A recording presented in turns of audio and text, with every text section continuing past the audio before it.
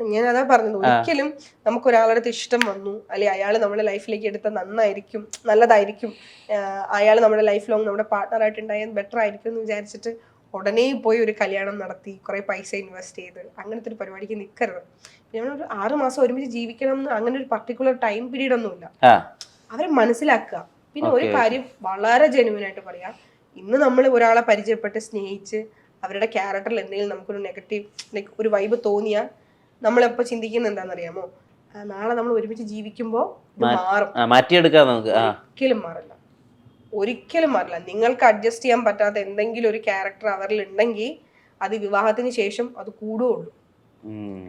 എന്റെ സ്വന്തമാവാത്ത ഒരാളെ ആളോട് നമ്മൾ അങ്ങനെ എന്തെങ്കിലും മോശമായിട്ട് പെരുമാറുന്നുണ്ടെങ്കിൽ നമ്മൾ സ്വന്തമായി കഴിയുമ്പോൾ നമുക്കത് ചെയ്യാനുള്ള ടെൻഡൻസിയും സ്വാതന്ത്ര്യവും കൂടുകയാണ് ചെയ്യുന്നത്, ഒരിക്കലും കുറയില്ല.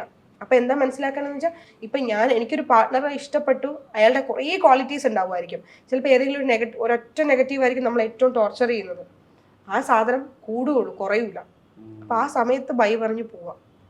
ഒരിക്കലും വിവാഹത്തിന് ശേഷം അവരെ കെട്ടി നേരെയാക്കുക എന്നുള്ളതിന് കുറെ ആൾക്കാർ ചേഞ്ച് ചെയ്യാം, കുറെ മാറ്റം വരുത്താം, പക്ഷെ കംപ്ലീറ്റ് ആയിട്ട് ഒരിക്കലും മാറില്ല.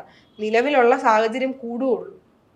നമ്മൾ എന്താണ്, എൻ്റെ ക്യാരക്ടർ ഇതാണ്, എൻ്റെ സ്വഭാവം ഇതാണ്, എൻ്റെ ഇഷ്ടങ്ങൾ ഇതാണ്, ഞാൻ ഇങ്ങനെയാണ്, നിങ്ങൾ ഓക്കെ ആണോ എന്ന് ചോദിച്ചാൽ നമ്മളത് ഓക്കെ ആണെങ്കിൽ മാത്രമേ അതൊരു ഒരു ഫ്യൂച്ചർ ലൈഫിലേക്ക് അല്ലെങ്കിൽ ഒരു എല്ലാ രീതിയിലും ഫ്യൂച്ചറിലേക്ക് ഒരു കാര്യത്തിലേക്ക് തീരുമാനം എടുക്കാവൂ. അല്ലെങ്കിൽ അങ്ങനത്തെ ഒരു പരിപാടിക്ക് പോകരുത്. നല്ല സുഹൃത്തുക്കളായിട്ട് കണ്ടിന്യൂ ചെയ്യുക, അല്ലാതെ ഒരിക്കലും ലൈഫ് ലോങ് എൻ്റെ കൂടെ വേണമെന്ന് വെച്ചിട്ട് എല്ലാ രീതിയിലും നിയമപരമായിട്ട് പോലും അങ്ങനെ ഒരു കാര്യത്തിന് പോകരുത്. ഒരിക്കലും ബിഗ് ബോസ് വല്ലാത്തൊരു വിസിബിലിറ്റി തന്നിട്ടുണ്ട്, ഒരു ഹൗസ് ഹോൾഡ് നെയിം ആക്കി, അതൊക്കെ ശരിയാണ്. ഇപ്പൊ എല്ലാവർക്കും അപ്സര എന്ന് പറഞ്ഞാൽ ബിഗ് ബോസിൽ അപ്സര അല്ല, അല്ലെങ്കിൽ സാന്ത്വനത്തിൽ നിന്ന് ബിഗ് ബോസിൽ പോയ അപ്സര അല്ല എന്നൊക്കെ അറിയാം. പക്ഷെ അത് തന്നിട്ടുള്ള ഒരുപാട് മുറിപ്പാടുകളില്ലേ, ഒരുപാട് ട്രോമയില്ലേ, എപ്പോഴെങ്കിലും അങ്ങോട്ട് പോകേണ്ടിയിരുന്നില്ല അങ്ങനെ തോന്നിയിട്ടുണ്ടോ? ഒരുപാട് പ്രാവശ്യം ഒരുപാട് തവണ തോന്നിയിട്ടുണ്ട്. ബിഗ് ബോസ് എന്നൊരു ഞാൻ പറഞ്ഞു ഒരുപാട് ഇഷ്ടമായിരുന്നു എനിക്ക് ബിഗ് ബോസ് എന്നൊരു പ്ലാറ്റ്ഫോം. ലൈക്ക് അവിടെ നമ്മൾ നമ്മുടെ റിയൽ ആയിട്ട് നിൽക്കുക അല്ലേ, മറ്റതൊക്കെ നമ്മുടെ ക്യാരക്ടറായിട്ട് ആൾക്കാർ നമ്മളെ കണ്ടിട്ടുള്ളൂ. പക്ഷെ ബിഗ് ബോസ് അങ്ങനെയല്ല. ആസ് എ പേഴ്സൺ ഞാൻ എന്താണെന്ന് എനിക്ക് റിവീൽ ചെയ്യാൻ പറ്റുന്ന, അല്ലെങ്കിൽ എൻ്റെ കുറേ ടാലന്റുകളുണ്ട്, ആൾക്കാർ ഇതുവരെ കാണാത്തൊരു സാധനം എനിക്ക് അതവിടെ കാണിക്കാൻ പറ്റുമല്ലോ എന്ന് വിചാരിച്ചിട്ട് ബ്ലൈൻഡായിട്ട് പോയ ഒരാളാണ് ഞാൻ. ഒട്ടും എൻ്റെ ലൈഫിൽ ഒന്നും ഞാൻ നേരത്തെ ഇങ്ങനെ പ്ലാൻ ചെയ്ത് ലൈക്ക് ഇങ്ങനെ ആയിരിക്കണം, അവിടെ പോയി ഇങ്ങനെ നിൽക്കണം, അല്ലെങ്കിൽ ഇങ്ങനെ ചെയ്യണം, അങ്ങനെ ഒട്ടും പ്ലാൻഡ് ആയിട്ടുള്ള ഒരാളേ അല്ല ഞാൻ. അതെൻ്റെ ഒരു നെഗറ്റീവാണ്. ഞാൻ ഒട്ടും പ്ലാൻഡ് അല്ല. ഇപ്പം ഒഴുക്കിനൊത്ത് അങ്ങനെ പോയിക്കൊണ്ടിരുന്നു, പക്ഷെ അത് ഒട്ടും നമുക്കൊരു നല്ലത് കിട്ടില്ല. നമ്മൾ ലൈക്ക് ഇപ്പം ബിഗ് ബോസിൻ്റെ ഒരു സാധനം പോകുമ്പോൾ അങ്ങനെ വലിയ പുറത്തുനിന്ന് എനിക്ക് വലിയൊരു സപ്പോർട്ട് അല്ലെങ്കിൽ എന്നെ സപ്പോർട്ട് ചെയ്യാൻ ഒരു സാധനം ഉണ്ടാക്കി വെച്ചിട്ട് പോയ ഒരാളല്ല ഞാൻ. PR ആണെങ്കിലും ലൈക്ക് ഒരു ഫ്രണ്ട് സർക്കിളിന്റെ ഇടയിലാണെങ്കിലും ഫാമിലിയുടെ ഇടയിലാണെങ്കിലും ഞാനിപ്പോ അവിടെ പോകും, ഞാൻ എന്ത് ചെയ്താലും എന്നെ കട്ട സപ്പോർട്ട് ചെയ്യണം, എനിക്ക് ഓഡിയൻസ് അങ്ങനെ ഉണ്ടാക്കി വെച്ചിട്ട് പോയ ഒരാളല്ല ഞാൻ. കണ്ടത് ബിഗ് ബോസ് എന്ന് പറഞ്ഞൊരു വലിയൊരു പ്ലാറ്റ്ഫോം, എന്റെ ടാലന്റുകൾ എനിക്ക് ആൾക്കാരിലേക്ക് എത്തിക്കാൻ പറ്റുന്ന ഒരു പ്ലാറ്റ്ഫോം. അവിടെ പോവാ, പെർഫോം ചെയ്യാൻ പറ്റുന്നിടത്തോളം നിൽക്കുക, തിരിച്ചു വരിക, അങ്ങനെ ബ്ലൈൻഡ് ആയിട്ട് പോയ ഒരാളാണ് ഞാൻ.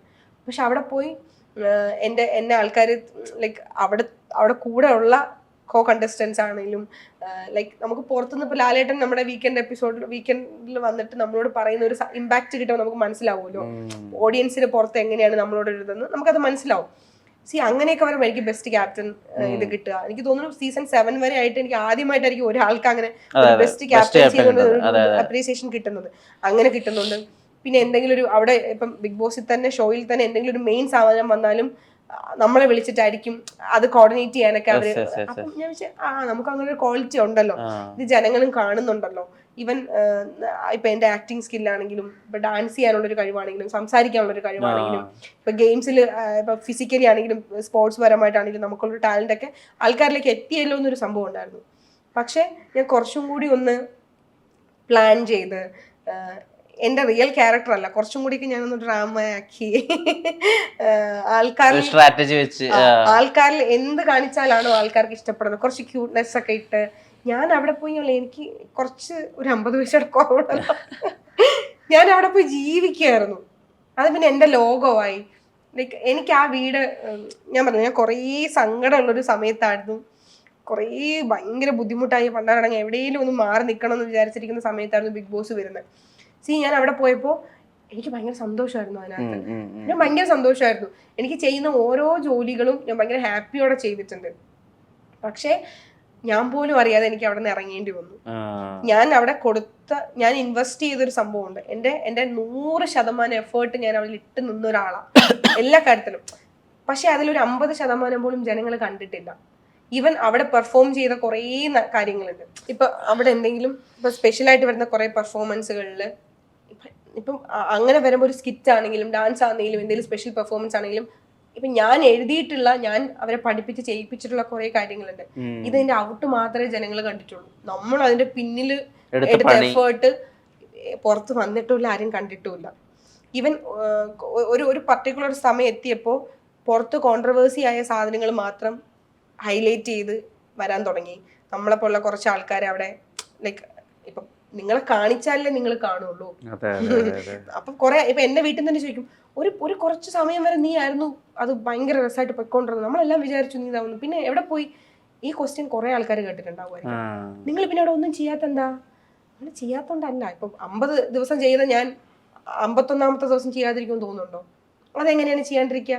50 ദിവസം ചെയ്ത ഞാൻ ഒറ്റ ദിവസം കൊണ്ട് മാറൂല, 51 ദിവസം ചെയ്യും. പക്ഷെ ആ ചെയ്യുന്ന കാര്യം പുറത്ത് വരണം. അങ്ങനെ വന്നിട്ടില്ല. പിന്നെ തൻ്റേതല്ലാത്ത കാരണത്താൽ പുറത്താൻ വേണ്ടി വന്ന ഒരാളാണ് ഞാൻ. അപ്പൊ ആ ഒരു ട്രോമ കാരണം എന്തൊക്കെയോ എക്സ്പെക്ട് ചെയ്ത് അവിടെ പോയ ഞാൻ എപ്പോഴും അങ്ങനെ എൻ്റെ കാര്യത്തിൽ ഞാൻ ബിഗ് ബോസിനെ കുറിച്ചാണ് ഒരു കുഞ്ഞുകുട്ടി.